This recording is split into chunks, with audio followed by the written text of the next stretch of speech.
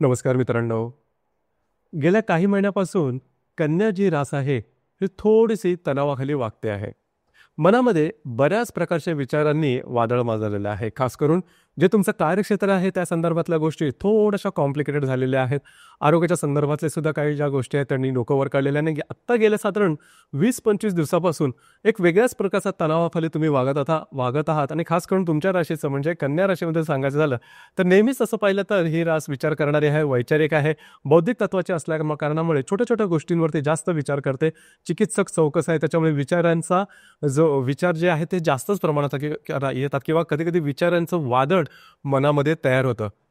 काळजी करू नका. या महिन्यामध्ये सगळ्यात महत्त्वाची गोष्ट म्हणजे जो शनी तुमच्या 6व्या स्थानामध्ये भ्रमण करत होता, तो आता तुमच्या 7व्या स्थानामध्ये भ्रमण करणार आहे. खास करून गेल्या 2-2.5 वर्षामध्ये सुद्धा बऱ्याच प्रमाणात तणावाखाली तुम्ही होता. आरोग्याच्या संदर्भातले असेल किंवा करिअरच्या बाबतीमध्ये या सर्वांमधून तुम्ही आता बाहेर पडत आहात. काळजी करू नका. त्याच्यामुळे एप्रिल महिन्यामध्ये नेमक्या गोष्टी कशा प्रकारच्या असतील या सर्व संदर्भातली खुलासेवार चर्चा आपण या व्हिडिओमध्ये करणार आहोत. तर सुरुवातीला आपण चर्चा करू की तुमचं जे स्वास्थ्य आहे मानसिक किंवा शारीरिक हे नेमकं कशा प्रकारचं असेल. जसं की तुमच्या राशीचा जो स्वामी आहे बुध, जो की तुमच्या 7व्या स्थानामध्ये भ्रमण करतो आहे, वक्री आहे. दिनांक 7 तारखेनंतर तो मार्गस्थ होणार आहे. राशीचा जो षष्ठेश आहे शनी, जो की षष्ठ स्थानामध्ये भ्रमण करत होता, आता तो तुमच्या 7व्या स्थानामध्ये भ्रमण करणार आहे. चांगली गोष्ट आहे ही. याचप्रमाणे राशीचा जो अष्टमेश आहे मंगळ, जो की तुमच्या राशीचा नंबर 1चा अशुभ फलदायी ग्रह आहे. हा ग्रह तुमच्या दशमात भ्रमण करत होता. 3 तारखेनंतर हा तुमच्या लाभ स्थानामध्ये भ्रमण करणार आहे. एकंदरीत सांगायचं झालं तर गेल्या काही महिन्यापासून थोडेसे जे मानसिक तणावाखाली तुम्ही होता ते आता हळूहळू मानसिक तणावापासून दूर होतात किंवा तुमचे जे मानसिक तणाव आहेत हे बऱ्याच प्रमाणात कमी होतील आणि शारीरिकतेच्या बाबतीमध्ये सुद्धा थोडंसं दमल्यासारखं एक्झर्शन झाल्यासारखं वाटत होतं. खास करून विचाराने तुम्ही जास्त दमता, तर तशाच प्रकारचा काही अनुभव तुम्हाला आलेला होता. काळजी करू नका.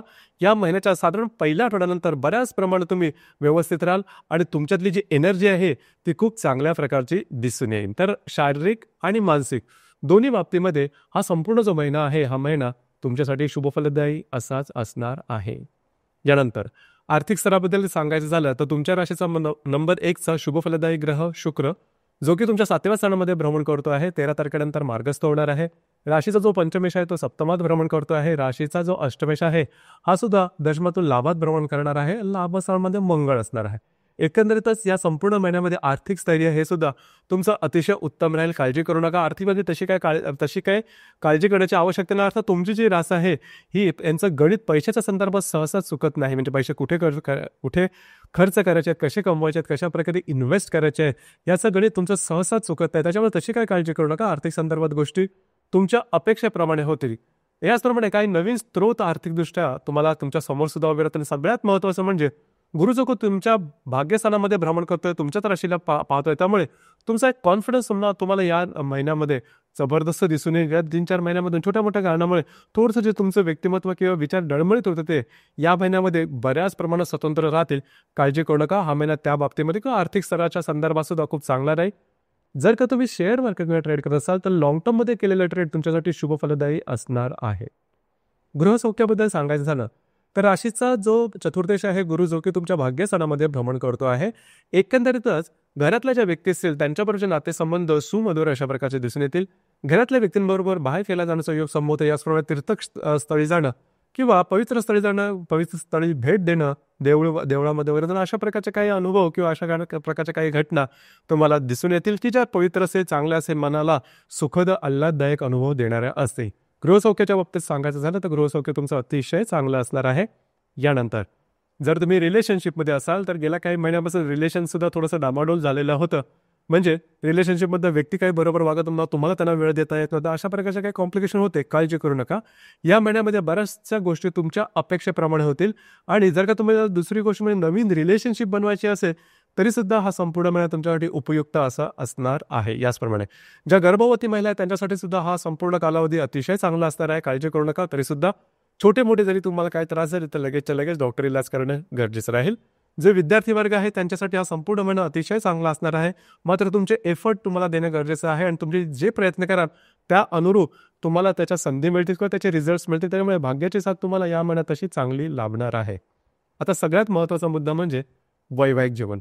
वैवाहिक जीवन ह्या महिन्यामध्ये थोडंसं वेगळंच वाटेल, म्हणजे तुम्हाला जज करता येणार नाही का नेमकं गोष्टी कशा प्रकारच्या चाललेल्या आहेत. कारण तुमच्या 7व्या स्थानामधून जिथून वैवाहिक जीवन पाहिलं जातं, या ठिकाणी जवळजवळ 6 ग्रह भ्रमण करत आहेत. रवी, शनी, बुध, शुक्र, राहू, नेपच्यून पैकी बुध आणि शुक्र जे आहेत ते वक्री सुद्धा आहेत. आणि सप्तमेश भाग्यात आहे, भाग्येश सप्तमत आहे या महिन्यामध्ये. तर साधारणतः जर तुम्ही विवाहित असाल तर वैवाहिक जोडीदारावरचे नातेसंबंध चांगले राहतील. वैवाहिक जोडीदाराबरोबर कुठे बाहेर फिरायला जाण्याचा योग सुद्धा संभवतो, म्हणजे आउटिंग करणं, पिकनिकला जाणं, अशा प्रकारचे काही सुखद अनुभव तुम्हाला सुद्धा येतील. परंतु वैवाहिक जोडीदाराबद्दल तुम्हाला वाटतं की हा वैवाहिक जोडीदार आपल्याला थोडे हावी होतोय का, विचारांनी म्हणा किंवा भावनेनी म्हणा, असा काहीसा अनुभव येतो. आणि वैवाहिक जोडीदाराच्या आरोग्याकडे सुद्धा थोडंसं लक्ष देणं गरजेचं आहे. आरोग्य सुद्धा थोडंसं वर खाली असं राहिलं, आणि कधी त्यांच्या वागणुकीचा किंवा त्यांच्या स्वभावाचा तुम्हाला थोडा पत्ता लागणार नाही की नेमकं काय आहे. आणि तुमची जी रास आहे ही मगाशी सांगितल्याप्रमाणे छोटे छोटे बदल जरी परिस्थितीमध्ये किंवा व्यक्तीमध्ये होत असले तरी सुद्धा तुम्ही जास्त चिकित्सक होता, आणि स्वतःवरून स्वर्ग गाठण्याची जी सवय आहे तुमची, तो जो तुमचा स्वभाव आहे तो उफाळून देतो. काळजी करू नका, काय फार मोठ्या गोष्टी वेगळ्या प्रकारे होणार नाहीत. मात्र थोडंसं अंडरस्टँडिंग एकमेकांमध्ये ठेवणं हे गरजेचं राहील. जे तुमचं कार्यक्षेत्र आहे त्या संदर्भात सांगायचं झालं तर गेल्या जवळजवळ 2-3 महिन्यांमध्ये कार्यक्षेत्राच्या संदर्भामध्ये सुद्धा थोडेसे तळ्यात मळ्यात अशी सिच्युएशन चाललेली होती. म्हणजेच तुमचे जे सहकर्मी आहेत किंवा वरिष्ठ आहेत त्यांच्यावर वादविवाद होत होते. तुम्हाला असं वाटत होतं की आपल्याकडून जास्त काम काय करून घेतलं जात आहे, आपल्याकडे अन्याय वगैरे होतोय की काय. काळजी करू नका, या महिन्याच्या पहिल्या आठवड्यानंतर या बऱ्याचशा गोष्टींमधून तुम्ही बाहेर पडत आहात. उलट पक्षी तुमचा कॉन्फिडन्स खूप चांगला दिसून येईल आणि तुमच्या कामाचं कौतुक सुद्धा होईल. दुसरी महत्त्वाची गोष्ट म्हणजे काही चांगल्या ऑपॉर्च्युनिटी सुद्धा तुम्हाला या एप्रिल महिन्यामध्ये येऊ शकतील. तर एकंदरीतच कार्यक्षेत्राच्या संदर्भामध्ये सुद्धा तुम्हाला अपेक्षित अशा गोष्टी निश्चित होतील. त्याच्यामुळे तशी काहीही काळजी करू नका. एकंदरीतच सांगायचं झालं तर या संपूर्ण महिन्यामध्ये आणखीन एक गोष्ट थोडीशी महत्त्वाची आहे, ती म्हणजे पैसे देणं, पैसे घेणं किंवा जामीन धरणं अशा गोष्टींपासून थोडंसं सावध राहणं गरजेचं राहील. मात्र या महिन्यामध्ये काही अनपेक्षित तुम्हाला लाभ मिळू शकतील, ही गोष्ट थोडी महत्त्वाची आहे. परंतु असं जरी असतं तरी त्या अनपेक्षित किंवा पैशाच्या मागे किंवा इझी मनीच्या मागे मात्र जाऊ नका. ही गोष्ट तेवढीच महत्त्वाची आहे. या महिन्यामध्ये थोडंसं वैवाहिक जोडीदाराबरोबरचे जे नातेसंबंध आहेत त्याच्यावरही थोडंसं लक्ष देणं महत्त्वाचं राहील. बाकी जर का सांगायचं झालं तर संपूर्ण महिना तुमच्यासाठी शुभफलदायी असाच असणार आहे. यानंतर आपण चर्चा करू की ग्रह योग जे आहे त्यांचे प्रभाव परिणाम नेमके कशा प्रकारचे असतील. जसं की दिनांक 2 तारखेला शुक्र आणि राहूची युती तुमच्या सप्तमात होणार आहे. खास करून आर्थिक संदर्भात काळजी घ्या. आर्थिक व्यवहार चुकीचे तर होणार नाहीत याकडे लक्ष देणं गरजेचं राहील. वैवाहिक जोडीदाराच्या आरोग्याकडे लक्ष देणं गरजेचं राहील. अशा प्रकारे काही आरोग्याचे त्रास येते की ज्याचं कारण लगेचच्या लगेच समजणार नाही, ही गोष्ट महत्त्वाची राहील. याचप्रमाणे दिनांक 4 तारखेला बुध राहूची युती सुद्धा होणार आहे. खास करून वैवाहिक जोडीदारांनी तुमच्यामध्ये मतभेद, मतवैचित्र आणि ते सुद्धा मिसअंडरस्टँडिंग किंवा गैरसमजामुळे होते, तर याकडे थोडंसं लक्ष देणं गरजेचं राहील. एकमेकांना समजून घेणं गरजेचं राहील. तुम्हाला स्वतःच्या आरोग्याकडे सुद्धा थोडंसं लक्ष देणं महत्त्वपूर्ण राहील. दिनांक 5 तारखेला होणारा मंगळ शनीचा जो त्रिकोण योग आहे हा अतिशय शुभफलदायी असणार आहे. तुमच्या लाभस्थानात भ्रमण करणारा मंगळ आणि सप्तमात भ्रमण करणारा जो शनी आहे, दोघांचा त्रिकोण योग अतिशय शुभफलदायी असाच असणार आहे. वैवाहिक जोडीदाराचे नातेसंबंध सुमधुर अशा प्रकारचे दिसून येतील. वैवाहिक जोडीदारावर कुठे बाहेर फिरायला जाण्याचा योग संभवतो. काही चांगले उत्तम लाभ तुम्हाला या दरम्यान निश्चित होतील. खास करून जर का तुम्ही बिझनेस पार्टनरमध्ये वगैरे असाल, म्हणजे पार्टनरशिपच्या बिझनेसमध्ये असाल तरी सुद्धा तुम्हाला काही चांगले लाभ या दरम्यान निश्चित मिळतील. याचप्रमाणे मंगळ शुक्रचा त्रिकोण योग दिनांक 6 तारखेला होणार आहे. हा जो योग आहे हा सुद्धा अतिशय शुभफलदायी असाच असणार आहे. काय चांगले उत्तम लाभ मिळू शकतील. याचप्रमाणे या दरम्यान विवाह वगैरे होणं किंवा विवाहाच्या संदर्भातल्या चांगल्या संधी येणं अशा प्रकारचे काय अनुभव येतील. चांगले महत्त्वाचे इन्व्हेस्टमेंट होणं किंवा चांगले लाभ मिळणं अशा प्रकारचे सुद्धा अनुभव मंगळ शुक्राच्या त्रिकोण योगात दिनांक 6 तारखेच्या आसपास जमून येतील. याचप्रमाणे दिनांक 7 तारखेला मंगळ, शुक्र आणि शनीची युती होणार आहे. ही युती सुद्धा तशी पाहिली तर शुभफलदायी अशीच असणार आहे. मात्र वैवाहिक जोडीदाराच्या आरोग्याकडे थोडंसं या दरम्यान लक्ष देणं गरजेचं आहे. हा संपूर्ण महिना वैवाहिक जोडीदाराला केंद्रस्थानी ठरवणंच असणार आहे. त्याच्यामुळे त्यांच्या संदर्भातल्या काही गोष्टी सुखदुःख तुम्हाला या दरम्यान जाणवते. याचप्रमाणे 24 तारखेला होणारी शनी राहूची युती अतिशय महत्त्वपूर्ण असणार आहे. या संपूर्ण महिन्यामध्ये सर्वात अशुभ फलदायी अशी युती ही शनी राहूची असणार आहे. आता फार जास्त म्हणजे फार वर्षांनी ही युती होते, म्हणजे ती मीन राशी दोन्ही मोठे जे ग्रह आहेत शनी आणि राहू हे एकत्र येणार आहेत. तर या दरम्यान ते तुमच्या सप्तमात होणार आहे. वैवाहिक जोडीदाराचे जे त्रास आहेत, जे प्रॉब्लेम आहेत हे थोडेसे जास्त डोकं वर कळतील. त्यांच्या संदर्भातले काही जे त्रास असतील, मानसिक असेल किंवा शारीरिक असेल, त्याचं रिझनिंग लवकर होणार नाही. त्यांच्या आरोग्याकडे लक्ष देणं अतिशय महत्त्वपूर्ण आहे.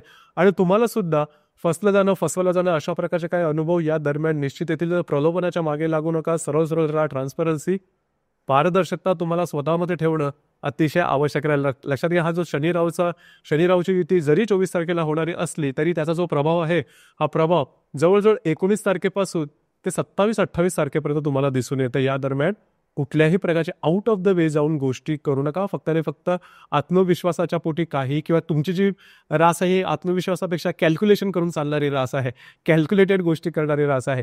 तसं करू नका. बऱ्याच वेळेस आपली कॅल्क्युलेशन चुकीची ठरतात. तर राहू जो ग्रह हा अशाच प्रकारच्या काही गोष्टी कराव्यास लावतो. तर या संदर्भात काळजी घेणं महत्त्वपूर्ण राहील. याचबरोबर या महिन्याची जी पौर्णिमा आहे ती 12 तारखेला आहे, हनुमान जयंती आहे त्या दिवशी. आणि जी अमावस्या आहे ती 27 तारखेला आहे तुमच्या 8व्या सणाला. लक्षात घ्या, 8व्या सणातली जी म्हणजे अष्टमस्थ अमावस्या आहे ती तेवढीशी चांगली नसते. म्हणजे थोडंसं आणखीन डिटेलमध्ये सांगायचं झालं तर अष्टम स्थानाला एका अर्थी मृत्यूस्थान असं सुद्धा म्हटलं जातं. म्हणजे मृत्यू म्हणजे प्रत्यक्ष मृत्यू वगैरे नाही, परंतु त्या संदर्भातले जे त्रास असेल हे थोडेसे जास्त तुम्हाला दिसून येतील. मग ते आरोग्याच्या संदर्भातले असेल किंवा काही नवीन तुम्हाला काम करायचं असेल त्या संदर्भातले. तर मानसिक जे आंदोलनं आहेत ती या दरम्यान जास्त दिसून येतील. अर्थात पौर्णिमा आणि अमावस्या दोन्ही दिवशी अशा प्रकारच्या गोष्टी होण्याची शक्यता जास्त राहते. यामुळे या महिन्याच्या जवळजवळ 12 आणि 27 तारखेला कुठल्याही प्रकारचे महत्त्वपूर्ण निर्णय, कमिटमेंट, प्रॉमिसेस, कागदोपत्री व्यवहार किंवा वादविवादात जाणं याच्यापासून लांब राहणं गरजेचं राहील. तर एकंदरीतच या संपूर्ण महिन्यामध्ये वैवाहिक जीवन आहे हे थोडंसं जर डामाडोल झाल्यासारखं वाटेल तिथे थोडंसं लक्ष देणं गरजेचं आहे. मात्र सगळ्यात महत्त्वाची गोष्ट म्हणजे गुरु जो तुमच्या भाग्यस्थानात भ्रमण करतोय तो या सगळ्याला तुमच्यापासून लांब ठेवेल. तुमचं जे कॉन्फिडन्स आहे ते खूप चांगल्या प्रकारे राहील आणि तुमची कार्यक्षमता म्हणा किंवा निर्णय क्षमता या दोन्ही गोष्टी या महिन्यामध्ये अतिशय चांगल्या प्रकारे दिसून येणार आहे. तर मित्रांनो, हे होतं कन्या राशीचं एप्रिल 2025 करताचा संपूर्ण राशीफळ. धन्यवाद.